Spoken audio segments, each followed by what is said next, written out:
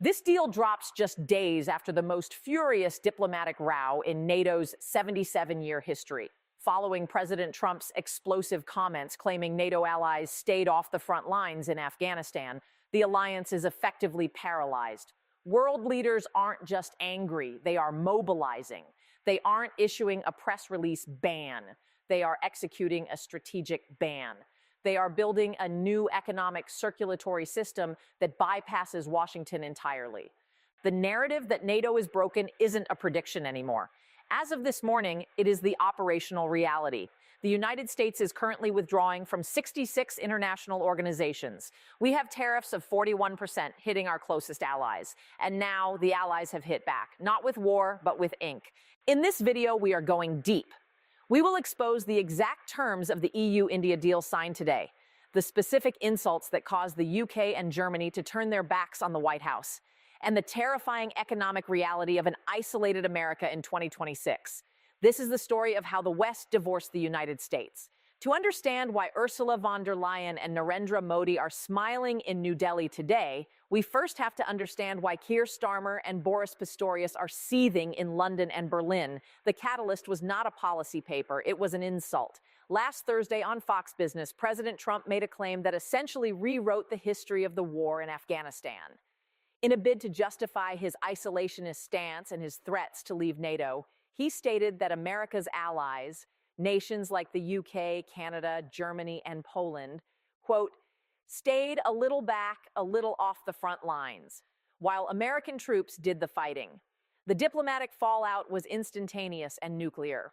For the first time in decades, the British Prime Minister publicly rebuked a sitting US president with visceral anger. Sir Keir Starmer called the comments, frankly, appalling and insulting. Let's look at the data, because the data is what triggered the fury. The United Kingdom lost 457 service personnel in Afghanistan. Canada lost 158. Germany lost 59. Denmark per capita suffered some of the heaviest casualties of the coalition.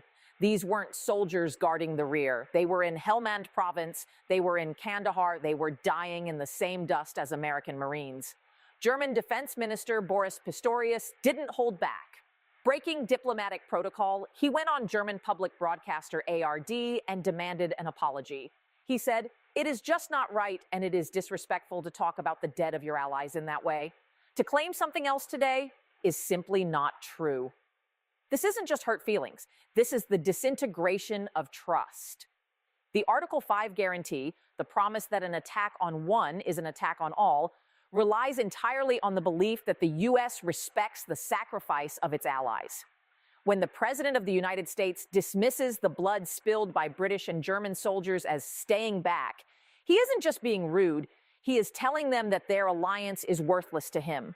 And the reaction wasn't just words, it was a realization. Europe realized that the Trump storm wasn't weather they had to wait out, it was a climate change they had to adapt to. If the U.S. president doesn't value their blood, he certainly won't protect their borders. This realization accelerated everything. It turned the slow-moving negotiations with India into a frantic sprint. If NATO is broken, and if the transatlantic trade bridge is burning under 25% steel tariffs and 15% auto tariffs, Europe needed a new partner. They looked east, and they found the world's most populous democracy waiting for them. So let's look at what happened today, January 27, 2026. While Washington was arguing about tariffs, Brussels and New Delhi finalized a deal that has been in the works, on and off, for nearly 20 years. The European Commission calls it the mother of all deals. And the numbers back that up. This is not a minor adjustment. This is a total economic integration of the Eurasian Rim, excluding the United States. Here is the breakdown of the authentic data released this morning. The agreement creates a free trade zone of over 2 billion people. It eliminates tariffs on 96% of EU goods entering India. This is unprecedented. India has historically been one of the most protectionist economies in the world. They don't just open their doors, but for Europe, they kicked them down. Let's talk about cars. For decades, if you wanted to sell a German BMW or an Italian Lamborghini in India, you faced a tariff of 110%. That is a prohibitive tax that made European cars impossible to sell at scale. Under this deal, that tariff drops to 10%. This is a gold rush for the German auto industry, Volkswagen, Mercedes, BMW, who are currently being squeezed by Trump's tariffs in the U.S. market. They have effectively swapped the declining American consumer for the rising Indian middle class. It's not just cars, it's wine and spirits. Indian tariffs on wine were 150%. They are being slashed. Machinery tariffs of 44%, gone. Chemicals tariffs of 22%, gone. Pharmaceuticals, gone.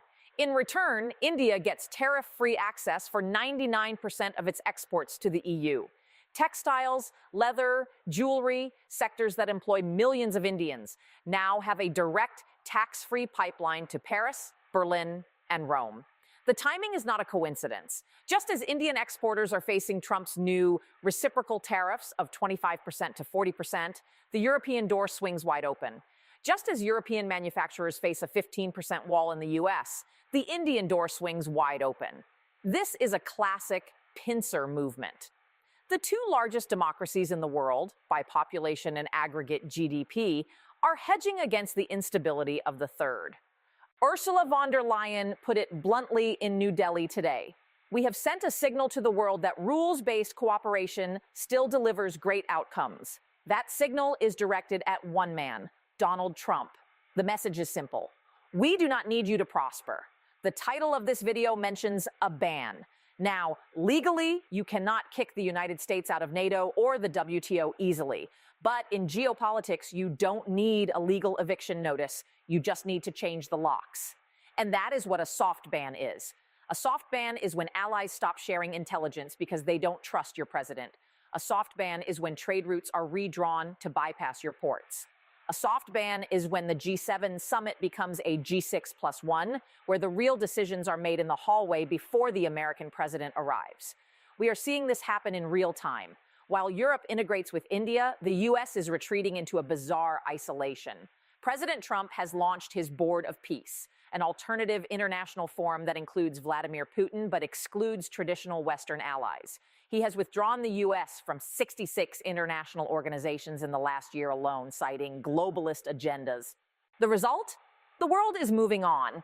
Look at the strategic autonomy push in Europe. For years, strategic autonomy was a buzzword in Brussels. It meant Europe should be able to defend itself without America. It was a dream. Today, it is a survival strategy. The EU-India deal includes a massive chapter on defense and security. They aren't just trading wine and cars. They are discussing maritime security in the Indo-Pacific. They are discussing cybersecurity. They are discussing things they used to discuss with Washington. India, too, is pivoting.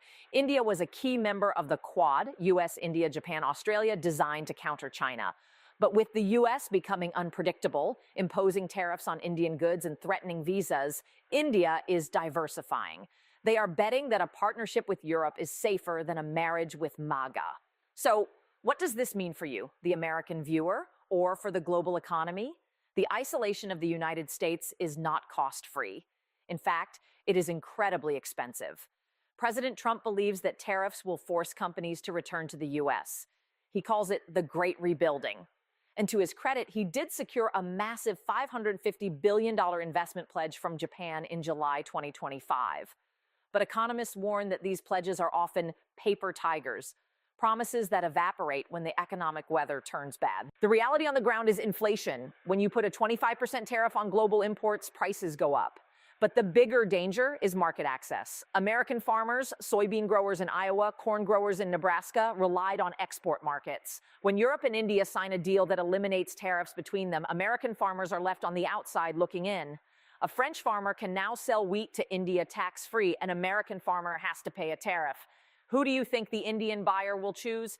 This is called trade diversion, and it is the silent killer of economic superpowers. The EU-India deal gives European companies a first-mover advantage in the Indian market of 1.45 billion people. By the time the U.S. wakes up and tries to negotiate its own deal, the shelves will already be stocked with German appliances, French fashion, and Italian food. We are losing the market of the future because we are obsessed with the grievances of the past. By 2030, the EU-India trade corridor is projected to double in volume. Meanwhile, U.S. trade with Europe is projected to shrink by 15% due to the ongoing tariff war. This is the math of decline. You don't lose your superpower status in a single battle. You lose it because everyone else starts doing business without you. And we cannot talk about this diplomatic breakdown without mentioning the absurd yet dangerous Greenland crisis. It sounds like a joke, but it is a major driver of the current NATO fracture. President Trump has renewed his interest in purchasing Greenland from Denmark. When Denmark refused again, tensions spiked. Trump threatened tariffs on Denmark, a NATO ally. This isn't just about real estate, it's about the Arctic. As the ice melts, new shipping lanes and resources are opening up. The US wants control. But by bullying Denmark, a loyal NATO member, Trump has terrified the rest of the Nordic countries.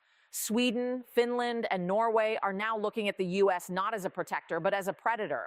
This has pushed the Nordic bloc deeper into the arms of the European Union's defense mechanisms and further away from NATO's US-led structure.